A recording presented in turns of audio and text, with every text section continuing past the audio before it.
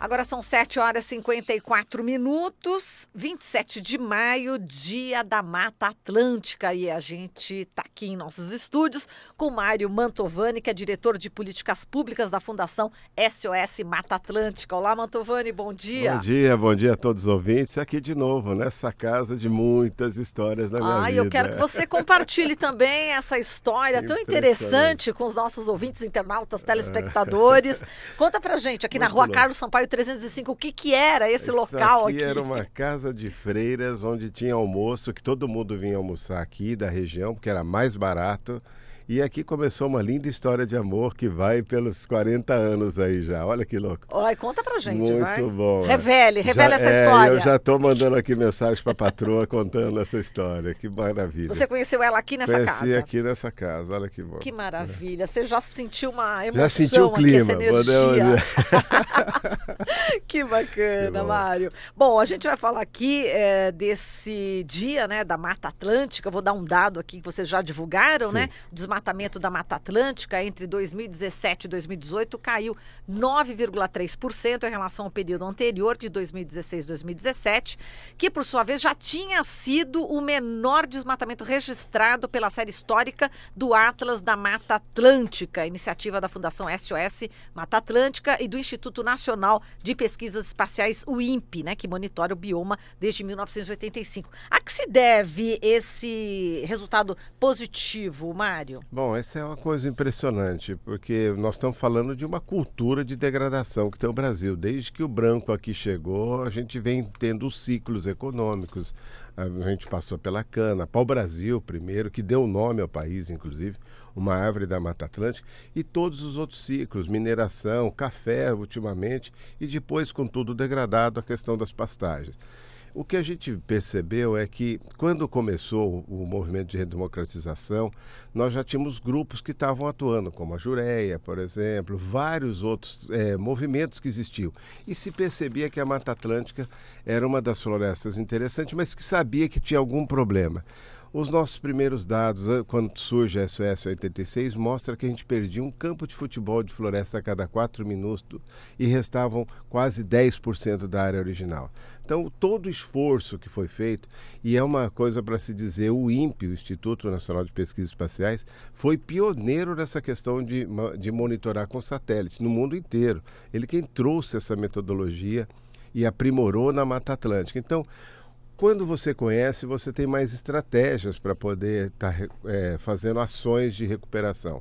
Então a gente percebia onde estava essa degradação, se era conversão para agricultura, se era carvão, por exemplo, como no Vale de Jequitinhonha, que até hoje é um dos maiores problemas que a gente tem, e você conseguia fazer intervenções muito práticas. E com isso também nós tivemos uma coisa interessante. Além de entrar na Constituição o bioma Mata Atlântica, junto com a Amazônia, Pantanal, nós conseguimos fazer uma legislação de meio ambiente. A partir da ECO 92, nós conseguimos a Lei da Mata Atlântica, em 2006 ela sai, foram 14 anos de mobilização da sociedade, então tinha muita gente atenta à Mata Atlântica, e a gente até surge a logomarca da SOS, a bandeira, com estão tirando o verde da nossa terra.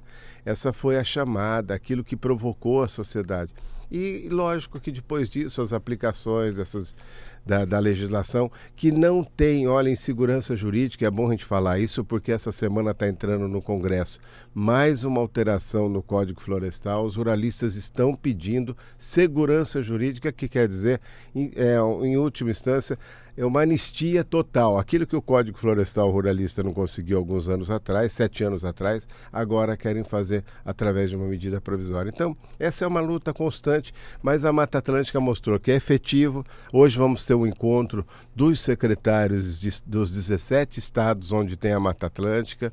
3.429 municípios estão na Mata Atlântica, dos 5.500 do Brasil, 60% da população, e a gente só depende da Mata Atlântica para água para beber. Pouca coisa, né? Pouca coisa. A fertilidade do solo, a questão do clima, mas só da água já poderia dizer a importância dessa floresta. Muito bem. Dos 17 estados, 9 estão no nível de desmatamento zero já? 9 no desmatamento zero, excetuando aí a questão de Minas e um pouco da Bahia, que diminuiu drasticamente na Bahia. É isso que eu ia te falar, o exemplo da Bahia, né? Salta aos olhos aqui. aqui uma recuperação incrível, né? Exato, nós tivemos aí uma atuação muito forte a partir dos dados que vinham mostrando a Bahia, até como campeã de desmatamento ano passado, e o Estado tomou para si as dores e foi para cima. Isso foi muito legal, porque a gente teve não só a presença do governo do Estado, através aí da Secretaria de Meio Ambiente, mas o Ministério Público, as organizações não governamentais, a Polícia Ambiental, ou seja, todo mundo se juntou para fazer uma ação de diminuir isso aí. E lógico que a pressão também diminuiu, porque o preço do coque siderúrgico caiu muito no mercado internacional. A China já comprou todo o ferro que queria do mundo, e com essa queda nós também tivemos uma queda de exploração da Mata Atlântica para se transformar em carvão. Ainda Minas tem um residual, porque tem uma atividade siderúrgica, mas é o terror, porque dentro de um forno desse de carvão ilegal, criminoso, tem sempre uma família que está ali condenada a um trabalho escravo, pode-se dizer assim. Então não é só um problema de tirar a Mata Atlântica, é um problema social que está ali junto com essa questão. Então nós hoje, quando trabalhamos pela Mata Atlântica, nós estamos terminando o trabalho escravo. E não adianta pôr a polícia para ir lá pegar aquela família dentro do forno, porque essa família é a ponta do pior que tem no mundo, que essas são exploradas. Tem que se fazer um trabalho de inteligência. A Bahia fez um pouco disso, Minas vem fazendo isso, é interessante dizer também, mas é justamente para não pegar esse que a gente tem todo um trabalho, muito cuidado, porque você vai chegar em grandes siderúrgicas. Então esse é um processo que a gente está acompanhando. Esses dois estados, infelizmente, é difícil o trabalho, mas a gente está junto, isso que é mais importante. Bom, a Bahia teve redução de 67%, né, do desmatamento, depois desse acordo todo, né, com as autoridades, como você falou, Ministério Público, e dos estados que mais estão pecando, né? Exato. Quem que você... Eu acho que assim, daquele que tem dificuldade é Minas, né? Mas a gente tem Minas, trabalhado muito fortemente. Lógico que com Minas é uma dificuldade. Você acaba mexendo no negócio, acontece outro. Essa questão das barragens que a gente viu agora, o crime da Vale, né? Que é nos dois casos. E o pessoal diz assim, o crime de Mariano, o crime de Sobradinho. Não, Mariano e Sobradinho estão pagando uma conta que não é deles. O crime é da Vale, tem que ficar muito claro isso. Tanto no caso de Mariana quanto de Sobradinho. Você não pode ainda colocar mais essa carga em cima desses lugares. Então, nós temos que fazer um trabalho muito grande. E lógico que isso também faz com que haja muito mais ação do governo com relação a isso. Mesmo que tardia, mas ainda existe essa ação. Então, nós estamos lá trabalhando e levantando um trabalho mais de pontual. Por exemplo, quando nós identificamos com as imagens de satélite onde está o desmatamento, a SOS leva a universidade, leva nossos técnicos, a gente avalia bem a situação justamente para não ter o erro, né? Porque nós estamos vendo de imagens de satélite. E talvez essa pressão que a gente está sentindo agora do Congresso Nacional com os ruralistas é que debaixo dessa imagem de satélite, nesse lugar que desmatou, hoje tem um CPF. Por isso essa pressão dos ruralistas, porque quando se fez o cadastro ambiental rural, nós começamos a ver quem é o dono da terra.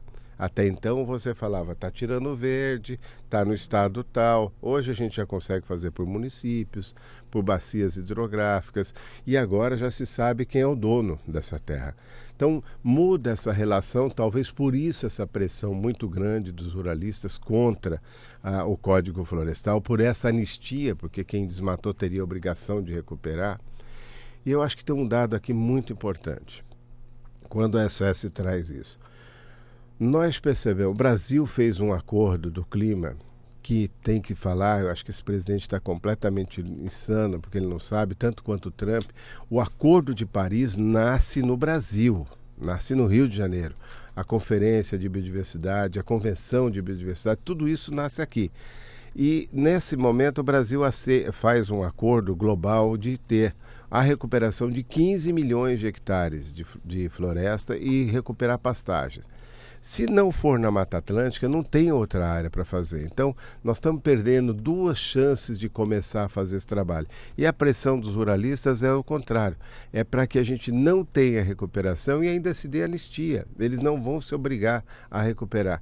Então, olha quantas coisas a gente perde a partir de uma falta de política pública e de visão como tem o Ministério hoje, né? nós percebemos que podemos, inclusive, comprometer uma meta que nasceu aqui no próprio Brasil. Exato. Agora vamos falar sobre o governo Bolsonaro. A gente sabe que ele quer transformar a Angra numa Cancún, mas ele já falou também que defende a revogação da reserva ecológica da Jureia. Pois é, acho que não tem um sentido histórico, não tem noção, acho que podia dizer isso, porque simplesmente tudo que está acontecendo hoje no meio ambiente, no governo, infelizmente, é de destruição. Destruir o Sistema Nacional de Meio Ambiente, destruir toda a legislação que a gente teve até hoje e as estruturas, por exemplo, acabando com os conselhos, como o Conselho Nacional de Meio Ambiente.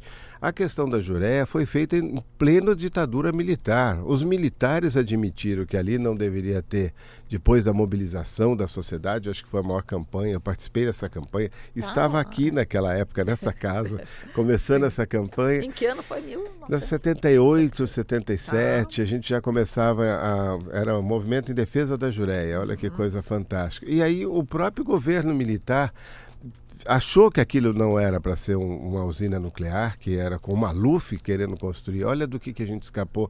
Pelo menos não roubaram esse dinheiro na época. Talvez até tenham comprado essas usinas.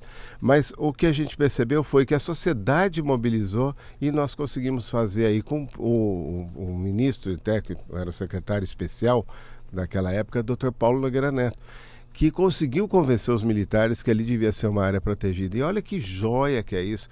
As pessoas não querem saber de Cancún. Cancún tem milhares no mundo. As pessoas querem ver natureza, ver como é hoje a Costa Rica, por exemplo, que tem mais de 25 milhões de visitantes, mais do que o Brasil, que tem 5 milhões, ainda assim mesmo para turismo sexual, muito desses 5 milhões. O Brasil tem, as pessoas querem ver a natureza exuberante. E aí na Serra do Mar e na Jureia, você tem a natureza tocando o mar de uma forma que você não existe em outros lugares. Então, é uma insanidade falar isso. Era melhor arrumar, por exemplo, Cananéia, Iguape, que precisam até mesmo de saneamento básico, ou até mesmo Peruíbe, do que abrir para um grupo que vai explorar isso aí e depois, como ele disse, disso daí, né? Disso daí, e depois vai deixar isso abandonado, porque a gente viu a época dos resorts, deu tudo errado no Brasil, vê aí a Bahia com essas áreas hoje, praticamente os grandes resorts com os quase subocupados, vamos dizer assim.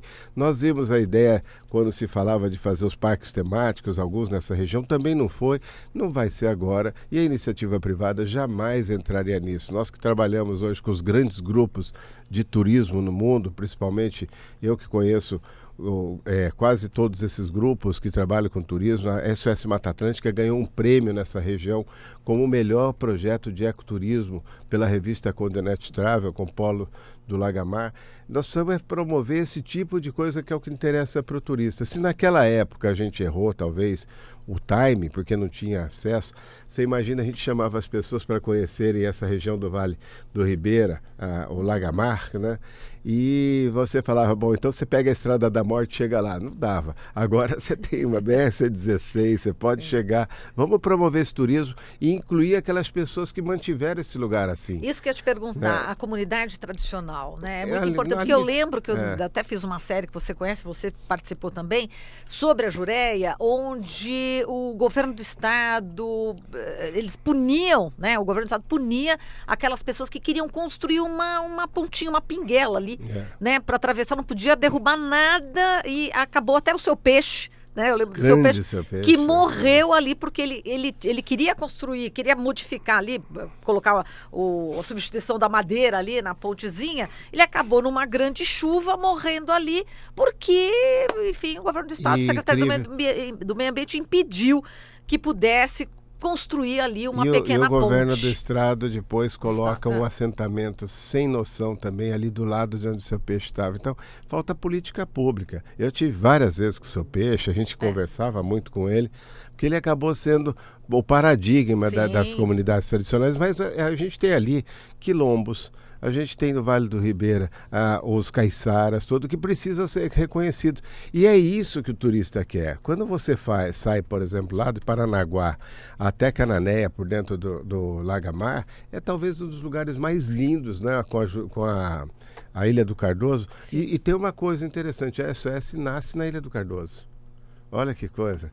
né, no nosso movimento de querer proteger o Lagamar. E com isso a gente ganhou esse prêmio, fizemos muito trabalho de manifestação ali, trazendo esses conceitos de turismo de base comunitária, talvez num outro momento. Por isso que eu falei, agora a gente pode resgatar isso e não acabar com a proteção e expor essas pessoas, porque tem uma coisa que a gente precisa contar, eu acho que é importante nesse momento resgatar.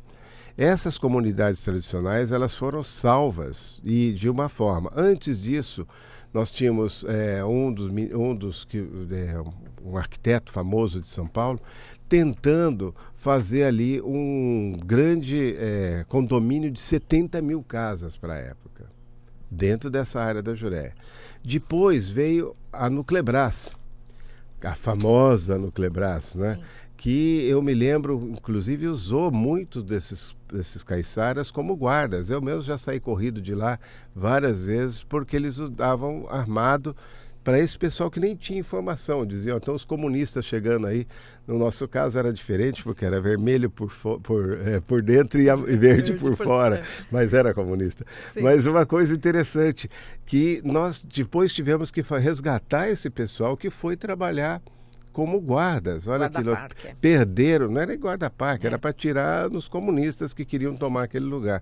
Então, toda essa região precisa hoje de resgatar essa cultura, essa memória, esse histórico que tem e não propor uma Cancún. Eu acho que é o oposto do que a gente pensou e é uma grande oportunidade de fazer uma reparação. Você falou muito bem com essas comunidades. Exatamente. É isso aí, então. Mantovani, a gente agradece aqui a sua participação. Eu estou aqui, minha mãe deve estar vendo. Lá. Olha só. Tua mãe também? Já avisei todo mundo.